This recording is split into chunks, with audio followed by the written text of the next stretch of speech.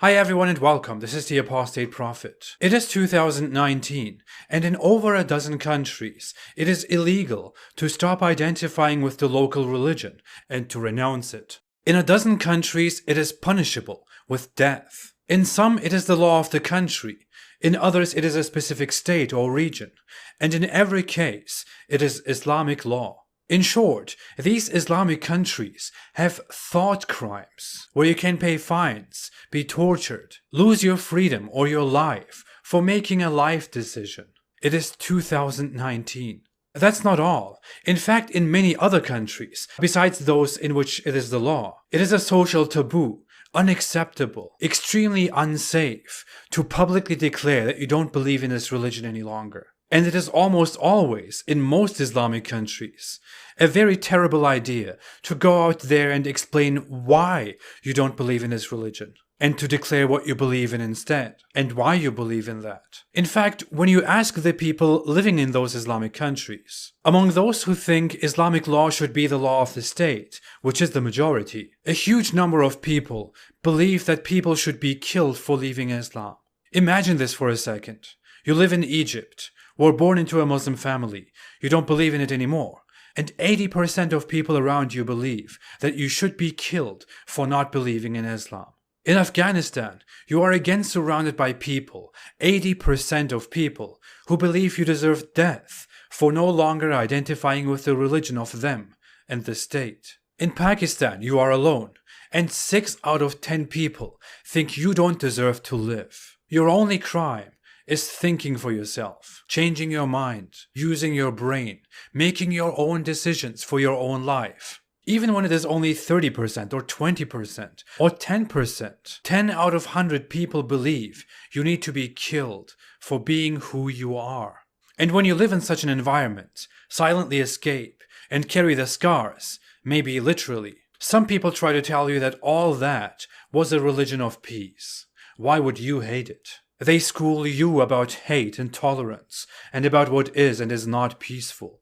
Isn't it very unsurprising that someone who leaves Islam, and who leaves such an environment, ends up hating Islam and what it does to people? Isn't it understandable that such a person wants to go out there and help other people get out of this? But what is the motivation for all those people wanting to kill apostates, and all those states executing people? Is it 1001 Nights? Is it the Lord of the Rings? Is it a piece of divine inspiration that people in Muslim countries magically receive in the womb of their mothers? And that's why they all coincidentally think like that. Is it the Universal Declaration of Human Rights? Is it the Jews?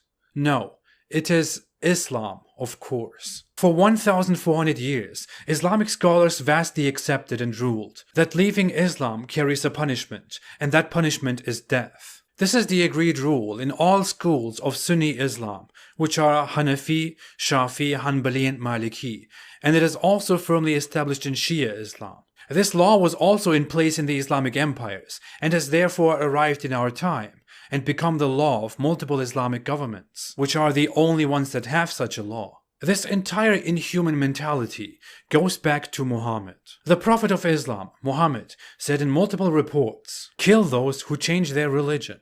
And the blood of a Muslim who confesses that none has the right to be worshipped but Allah and that I am his apostle cannot be shed except in 3 cases. In retaliation for murder, a married person who commits illegal sexual intercourse, and the one who reverts from Islam and leaves the Muslims. We find these 2 reports in numerous sources, which is Islamic proof that Muhammad said it. Muhammad's words and reports about him are secondary or equal to the Quran, which is why this ruling has been an Islamic ruling forever, until modernity and human rights started being an obstacle to it. Some sources of our time try to tell us that the death penalty for apostasy was just something to be applied under Islamic empires that actively fight their enemies. But that is just a strategy to talk themselves out of it, because the proponents of such arguments also believe that everyone should convert to Islam, and that if there is a Muslim majority, we should establish Islamic rule. And if Islamic rule is established, then we should spread Islam,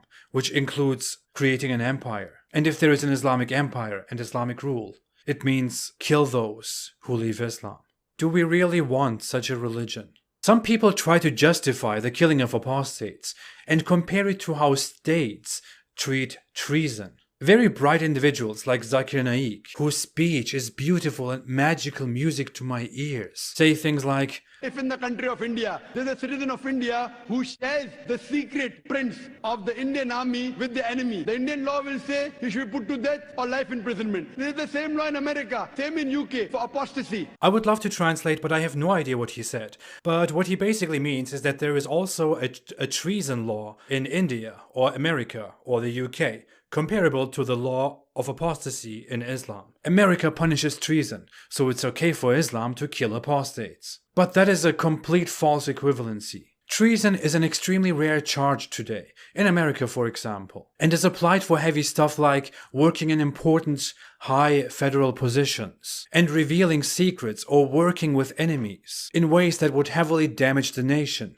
or put people in danger. No one is executed for giving up their American citizenship, or for saying, I don't like the laws of the United States anymore. I think they should be changed. I believe in different laws now. Whereas Islam directly executes for disbelieving.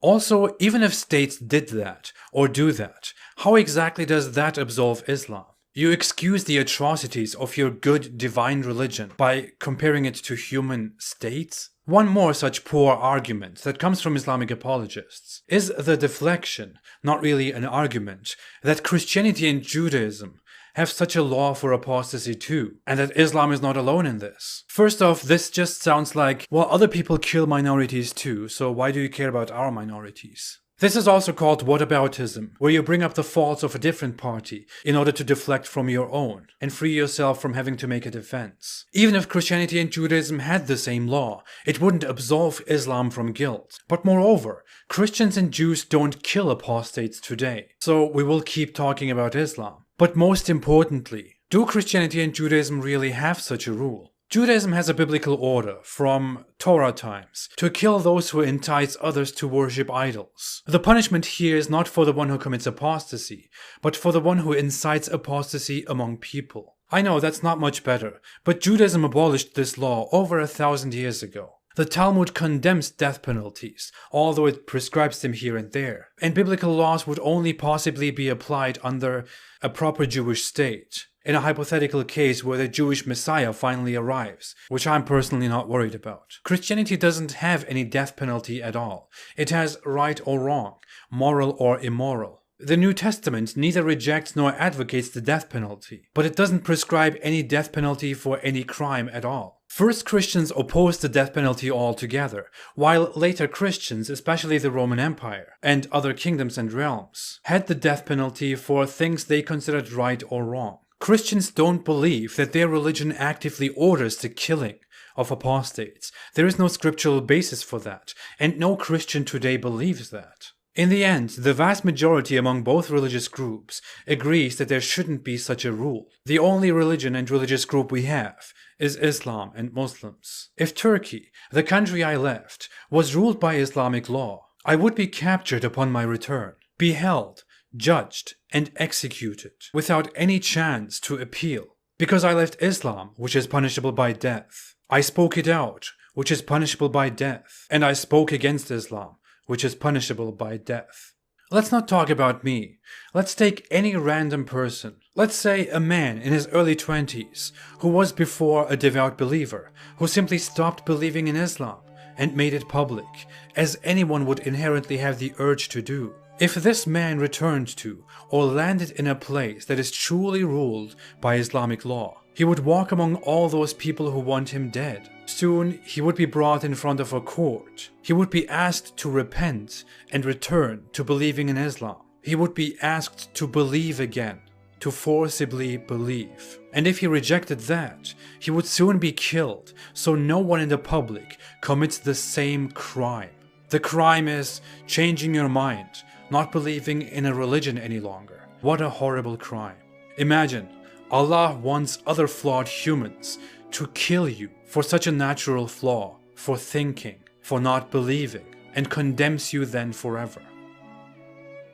It's funny that some say apostasy itself is not punishable, making it public is punishable. What if we did the same thing with being a Muslim? What if we said being a Muslim itself is not punishable by death as long as you keep it to yourself? But if you make it public and you practice Islam, then you will be judged accordingly and executed simply for being a Muslim. How does that sound to you, to anyone? Shocking? Unthinkable? How does that sound to a Muslim? What would the world do right now if such a law was established anywhere in the world? I would never advocate for such inhumanities, of course. But would you, dear Muslims? It is 2019. Let's be human. Thanks for watching. Most of my videos are not monetized. If you want to support my cause, you can support me on Patreon or on apostateprophet.com. Thank you all so much for your support. I'll be back. Have a great day and stay away from Islam.